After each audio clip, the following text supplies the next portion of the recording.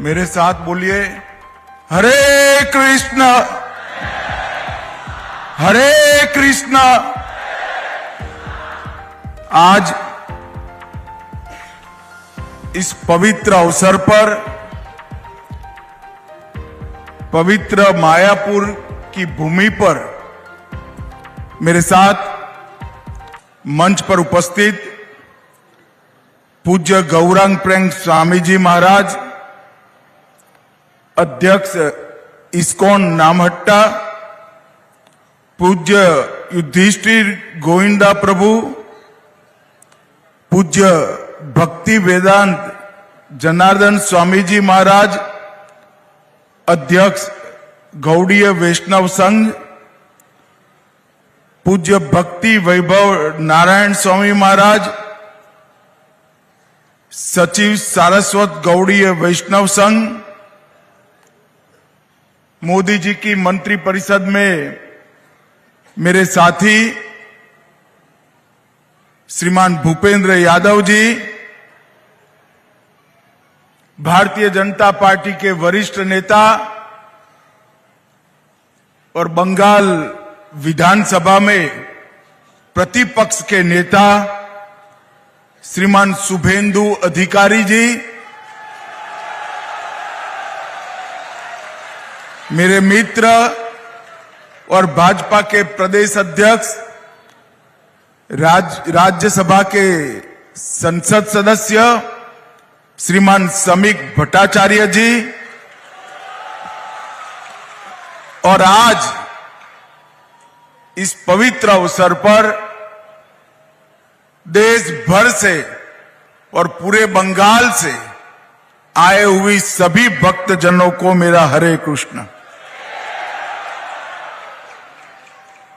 सबसे पहले आज सुबह मेरी देश के सम्माननीय प्रधानमंत्री नरेंद्र मोदी जी जोड़े के साथ बात हुई थी। मैंने उनको कहा कि आज मैं सरस्वती ठाकुर महाराज की 152वीं जयंती में मायापुर जा रहा हूं। उन्होंने बड़े मन से और भाव से आप सभी को हरे कृष्ण कहा है। मैं यहां पर भारत के गृह मंत्री के नाते नहीं आया, चैतन्य महाप्रभु के अनन्य भक्त के रूप में यहां पर मैं आया हूं। कई बार मायापुर आने का विचार हुआ, बदलता गया। महाप्रभु की ही इच्छा होगी, मगर आज ये संयोग बना कि जहां चैतन्य महाप्रभु ने स्वयं लीला की है, यही मायापुर में मैं आज विशाल भक्त समुदाय के सामने सबके दर्शन कर रहा हूं। और आज परम पूज्य श्री भक्ति सिद्धांत सरस्वती ठाकुर महाराज का 152वीं जयंती का समारोह भी है। तो एक प्रकार से मणिकंचन योग है, स्थान भी पवित्र है, दिन भी पवित्र है, और पूज्य संतों का यहां पर सानिध्य भी हमारे सामने है। मित्रों, आज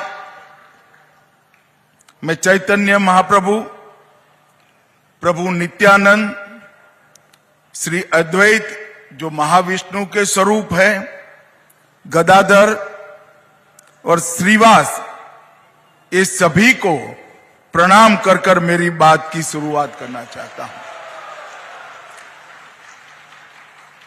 मैं जब यहां आया हूं तब मायापुर धाम में भक्ति सिद्धांत प्रभुपाद जी और भक्ति वेदांत प्रभुपाद जी को उसको न केवल आगे बढ़ाया, आधुनिक बनाकर युवाओं में और विश्व भर के आत्माओं के कल्याण का रास्ता प्रशस्त करने का काम किया।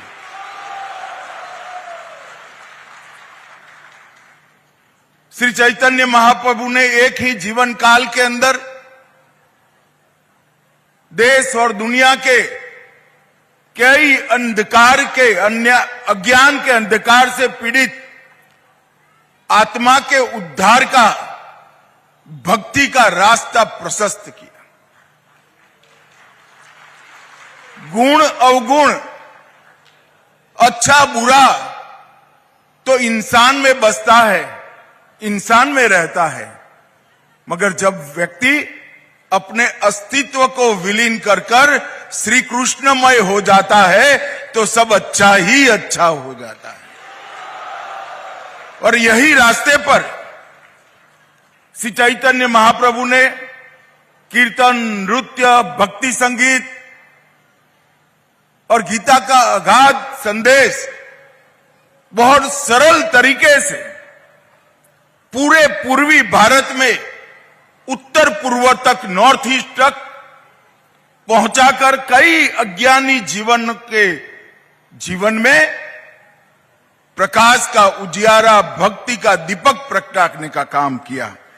और वही आंदोलन को परम पूज्य भक्ति सिद्धांत प्रभुपाद और पूज्य भक्ति वेदांत प्रभुपाद ने न केवल आगे बढ़ाया, इसको आधुनिकता के साथ जोड़कर युवाओं को और समग्र विश्व को अपने आत्मा के कल्याण का रास्ता प्रशस्त किया।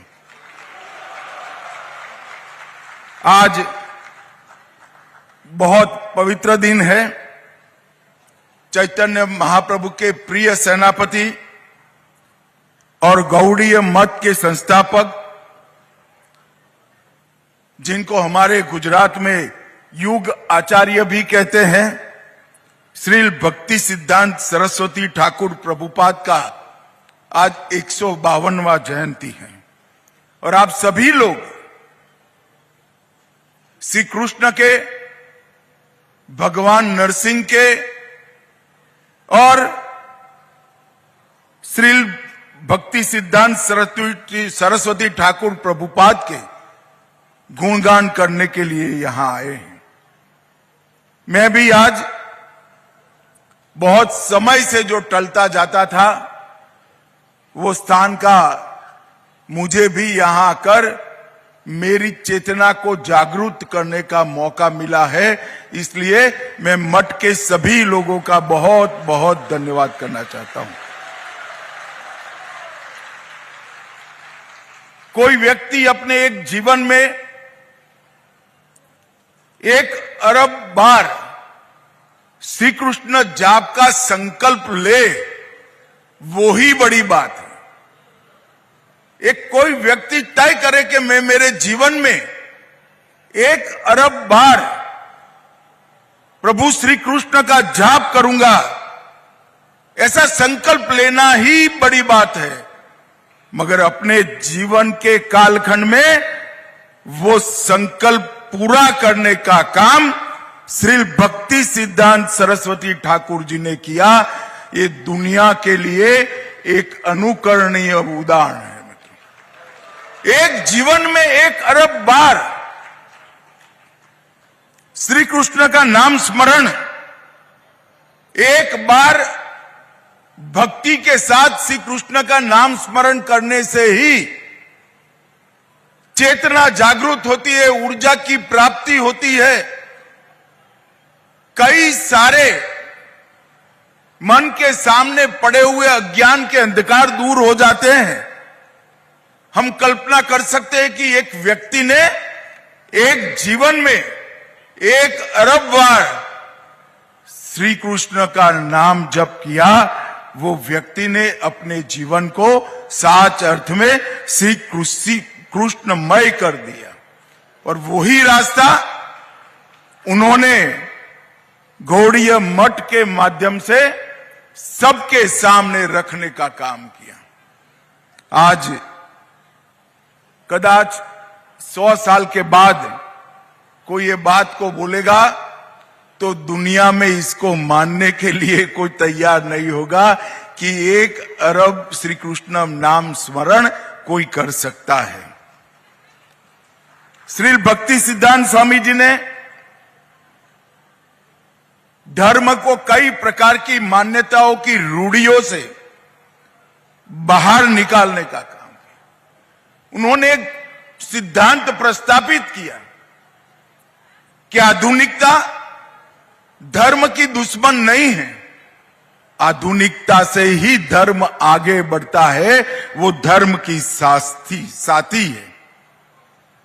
और एक जमाने में प्रिंटिंग प्रेस को वर्ज्य माना जाता था, सुनना, याद करना, इसके माध्यम से ही भक्ति पनपती थी, बढ़ती थी, फैलती थी। उन्होंने प्रिंटिंग प्रेस को बृहत मृदंग का नाम देकर ये बताया कि मृदंग की आवाज तो कुछ दूर तक जाती है, मगर प्रेस में छपी पुस्तक 7 सागर बाहर जाकर भी भक्ति का प्रचार करती है। और ये रूढ़ी तोड़ने में बड़ी हिम्मत चाहिए मित्र। जब श्री कृष्ण के प्रति भक्ति अचल हो, अनन्य हो, उसके प्रति श्रद्धा दृढ़ हो, तभी रूढ़ियों को तोड़ने का साहस आ सकता है। और उन्होंने ये जो आध्यात्मिक इनोवेशन किया, नवाचार किया, इसके माध्यम से ही आज ये संप्रदाय विश्व के 7 खंडों के आत्माओं के कल्याण के लिए कार्यरत हो पाया है।